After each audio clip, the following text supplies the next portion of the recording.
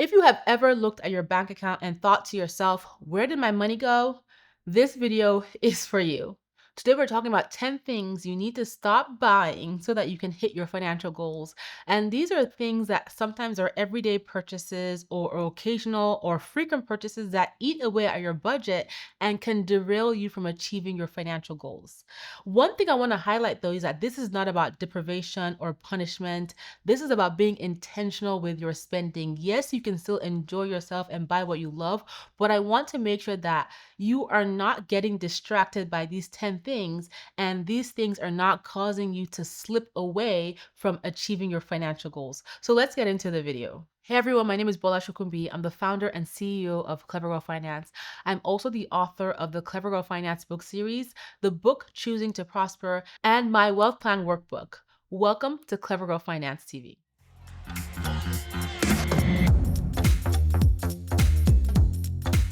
So let's get into this list of 10 things to stop buying to achieve your financial goals. Number 1, clothes, shoes, and accessories for your fantasy life. Let's start with this one, and it is a big one. There is a version of ourselves, we all have it in our minds, that goes on vacation all the time, always has a cocktail party, wears power suits. We all have a version of ourselves that fits into a fantasy of a life that we actually do not live. For me personally, I had a version of Bola that always went to cocktail parties, and I was the person that was always buying cocktail dresses. But I can count how many times I've been to a cocktail party on my hand. I've been to cocktail hour at weddings.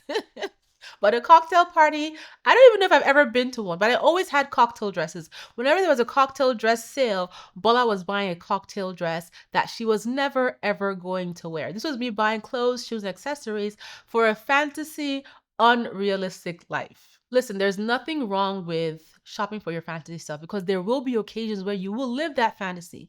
There will be an occasion where I go to that, a cocktail party where I get to dress up all fancy and glam, but that is not my everyday life. And so why do I need so many cocktail dresses for something that I only do occasionally or even rarely? See what I mean? And the truth is, buying for a lifestyle you do not live is the easiest way to waste money. And so one thing you want to do is focus on buying for the life that you actually live in, not your fantasy. Forget about the version of yourself that exists on Pinterest, right? Yes, you can buy the occasional thing for her, you can plan the occasional fantasy thing for her, but you want to stay focused and not waste your money on a fantasy life that you don't live. And clothes, shoes, and accessories are an easy way, like I said, to waste money. So we have to stop. You and me both. Number 2, viral trend items and dupes. So if you've ever found yourself buying a viral trend item, for example, it is animal print season, it is platform shoe season, it is loafer season, etc. You're not the only one. I have been there too. But you really want to pause and ask yourself, do you really love this item and are you going to use it long term? Or are you just buying it because it is trendy? Because trends come and go so quickly, and they're another way that it is so easy to waste money, and that's money that you could have put towards your savings, investments, or debt payoff goals. So you really want to ask yourself that. And also, when it comes to dupes, do you really need the dupe of that it bag, of that it shoe, of that it accessory? Do you really need to have it, knowing that it may not be the best quality, it may not last as long as the original version or the inspired version? Ask yourself these questions, and that is another category that you want to avoid wasting money on, because again, like I said, that's money you can put towards your goals. Number 3, duplicate beauty and skincare products. I used to be the girl that would buy 3 of the same shampoo, 10 of the same whatever, 5 of the same lipstick because I found it on sale.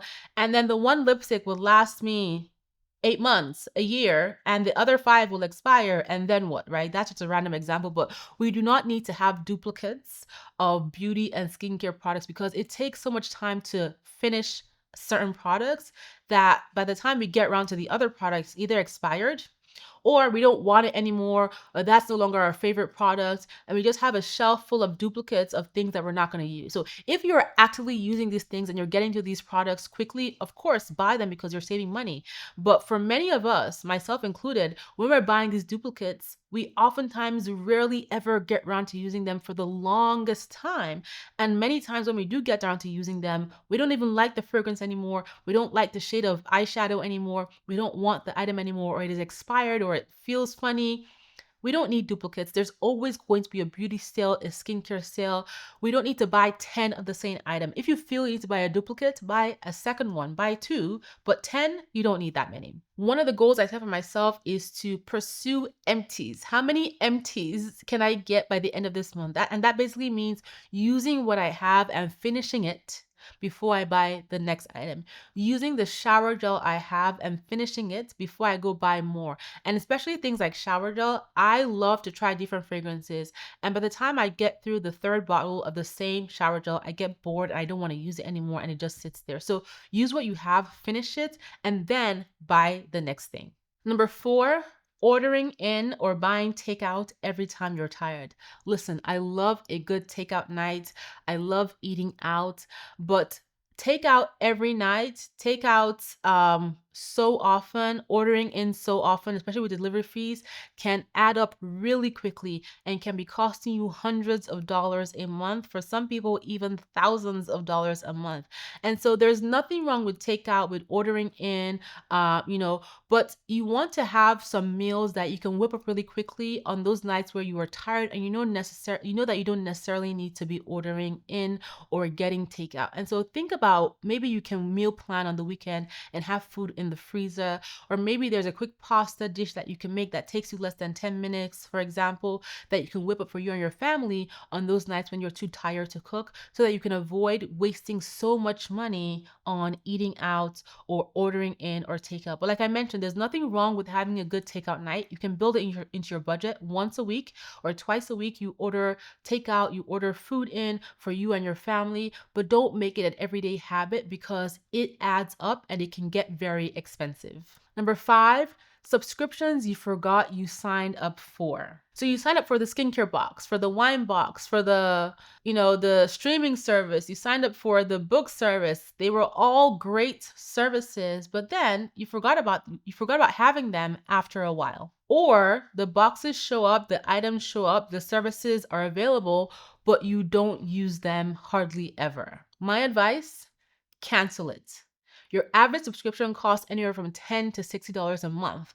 And so, as opposed to just letting those products or services go unused and wasted, if you're not using them, put that money to something else, like your financial goals. It might seem like a small amount, but over time, it really does add up. And so one thing you can do today is audit your subscriptions and go through everything and ask yourself, number 1, do I use this item? And number 2, does it bring me value? And depending on your answers, you will know what to cancel. By the way, if you're enjoying this video, please hit the like button and subscribe to this channel. And then stop by Clever Girl Finance. Check out our 30 plus completely free courses, our 40 plus completely free worksheets, and of course, the articles on our website.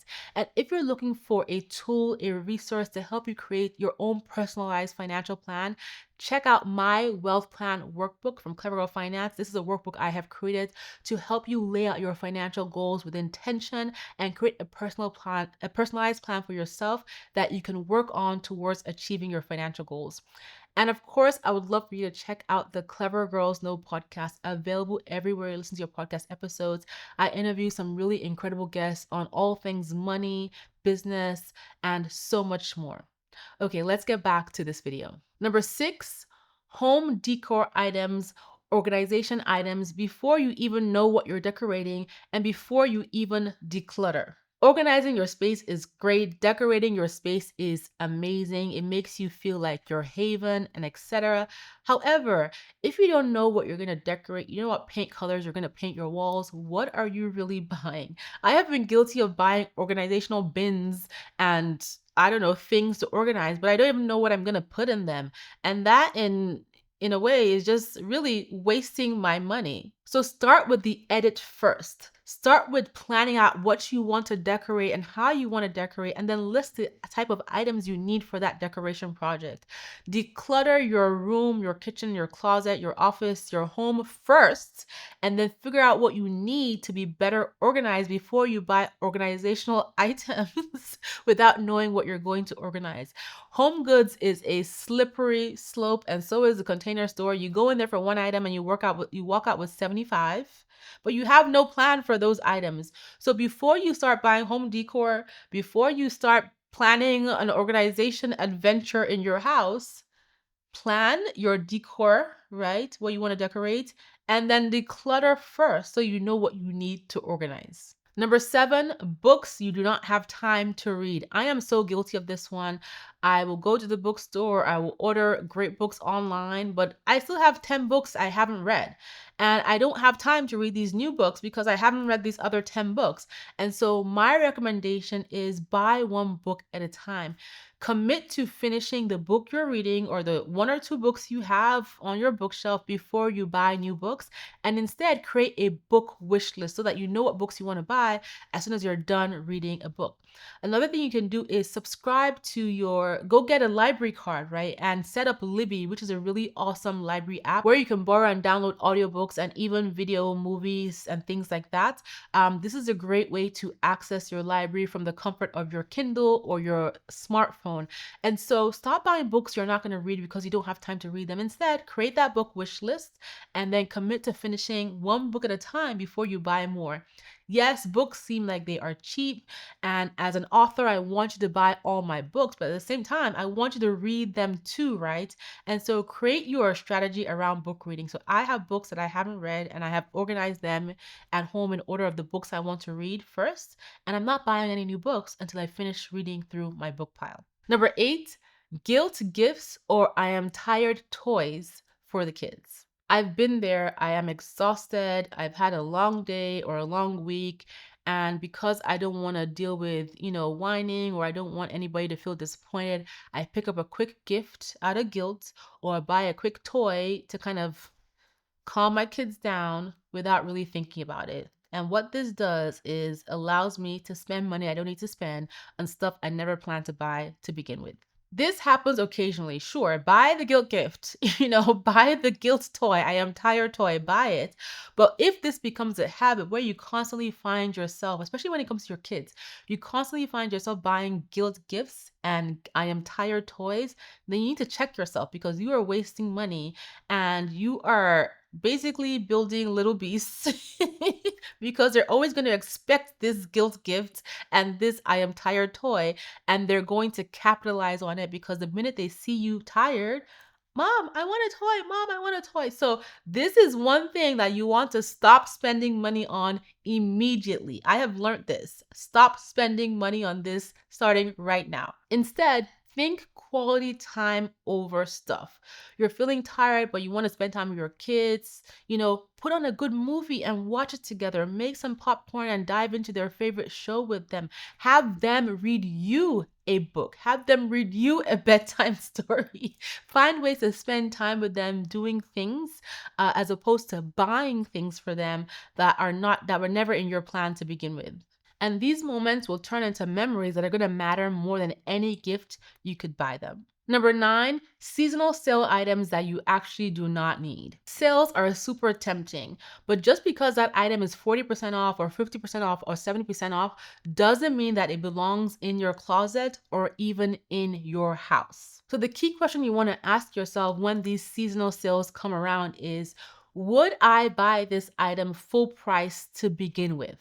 If the answer is no, you don't need to buy that item at all. And then finally, number 10, productivity tools you do not use. And I'm talking to all of you who love to buy journals, open journals, notebooks, open notebooks, apps up on apps. There are so many paid apps that people buy and never click to open after the first time. Do you really need to have all these tools and journals and notebooks that you're never going to use? No. Put that money towards your financial goals. Yes, it might seem like a small amount, but I promise you, like I said before, those small amounts add up over time.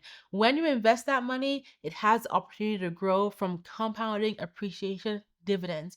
When you take that money and put it as an extra payment on your debt, you are bringing down your principal balance. So the next time your interest rate compounds, it's compounding on a smaller amount. These small transactions, the small items we buy here and there, they do add up into a big deal over time. So find one tool that works. Pick the one app you love, the one journal you love, the one notebook, and try that out first to make sure that it works for you before you buy something else. Try out what you already have or what you already purchased before you spend money on other new productivity tools. And so those are the 10 things that you want to stop spending money on and instead put that money towards your financial goals.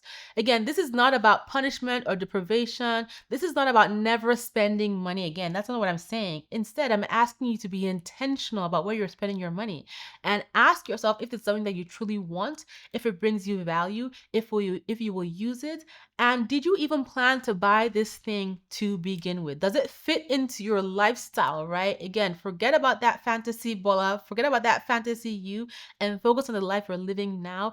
Prioritize your goals before you do this miscellaneous spending. And when you want to buy stuff that you enjoy, services you enjoy, you want, you will use, build it into your budget. So take this list and review your recent purchases and then be honest with yourself. What do you need to cancel? What do you need to return? What do you need to commit to no longer buying temporarily or permanently? And then go from there. Let me know in the comments what's one thing you're going to stop buying on this list or outside of this list starting today. Thank you for being here, and I will talk to you in the next video.